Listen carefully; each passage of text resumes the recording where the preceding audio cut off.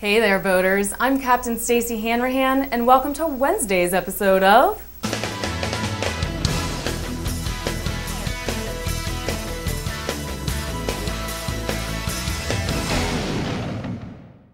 First up, our Captain's Caption photo was provided by Gareth Care Grant.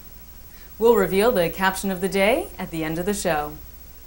Coming up in Let's Make a Deal, fractional yacht ownership in this week's Mad Mariner Report. You may not be able to afford a whole yacht, but how about 1/4 of a yacht, or even 1/8? With fractional ownership, the on-the-water cousin of the timeshare, you could own that boat you thought you'd never afford. This week, Mad Mariner's Tom Tripp explained how these programs work. In a typical fractional program, several owners form a limited liability corporation, or LLC, and split the cost of owning a boat. There can be anywhere between 2 to 10 part owners, depending on the size of the boat. As a shareholder, you are basically paying for the time you use the boat. If you own a 1/4 share, for example, you will have the boat for 1/4 of the year. Boats of all types and sizes can be fractionally owned, and there are many benefits to this type of vessel ownership. A big perk is that you can have access to a more expensive boat than your budget would allow with single ownership. It also gives undecided boaters a chance to try out different vessels, since most programs stipulate that the boat be put up for sale after a few years. Another big benefit is the shared expenses of maintenance, repairs, dockage, and insurance, just to name a few. There are some things to keep in mind though. Thoroughly check out the people behind the program you choose. Be aware of fly-by-night operators because they do exist out there.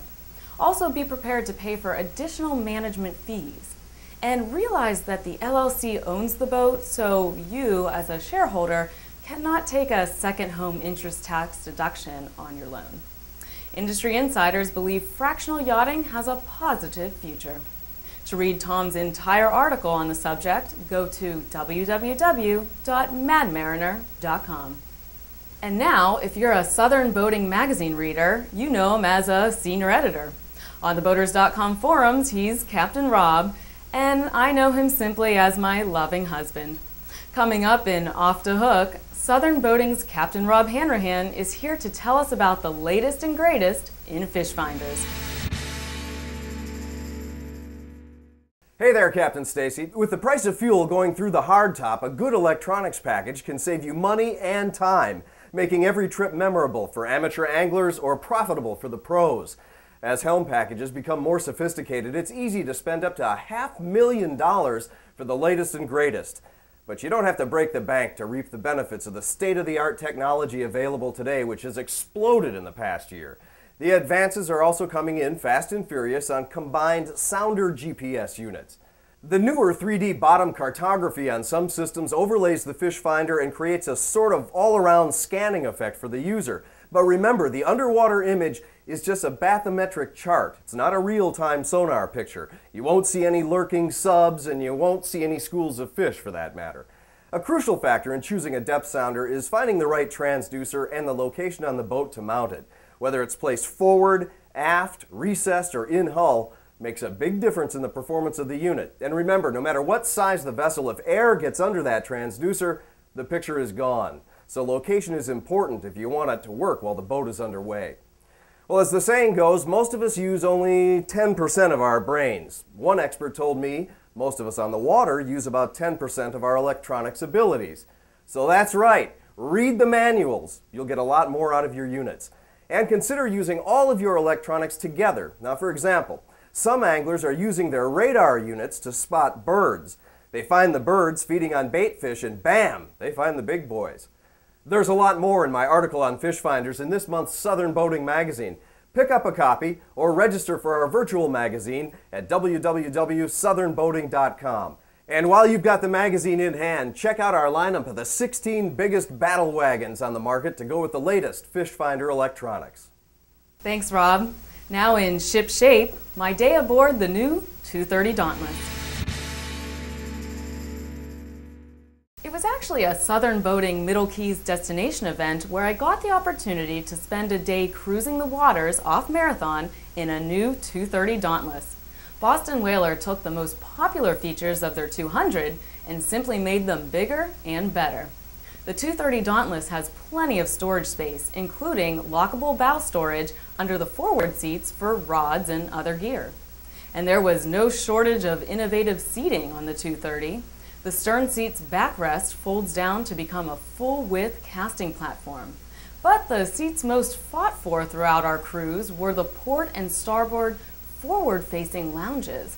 In fact, these tilt-up seats with a mechanical strut to automatically lock the seatbacks in place won Boston Whaler an NMMA Innovation Award. We were thankful of the 230's telescoping swim ladder to get us back on the boat after going snorkeling in quite a current. And its electromechanically operated trim tabs helped smooth out the ride on a bay with some chop. Unveiled last July, the 230 comes with many standard features, including the quietest motor I've ever heard, a 225 Mercury Verado. I had to double-check the water flow repeatedly throughout the day to know whether the engine was running or not. For more information on Boston Whaler's latest Dauntless, including full specs and additional fishing and water sports options, go to www.bostonwhaler.com. Now it's time to reveal Stacey's TheBoaters.com Sealebrity profile pick of the day, which is Captains Joe and Katie Lucnik and their 32-foot Sea Ray, not grounded. Although they live in Chicago, Joe and Katie spend a lot of time in Clearwater, Florida, where they keep the Not Grounded. With their 3 daughters, they enjoy fishing and cruising the waters of Tampa Bay. Eventually, they plan to make Florida their full-time home.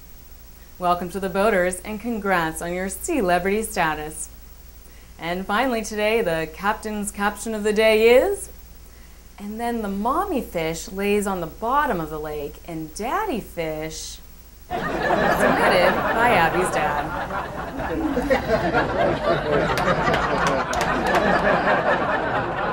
And that'll do it for this episode of The Boaters TV. See you back here on Friday.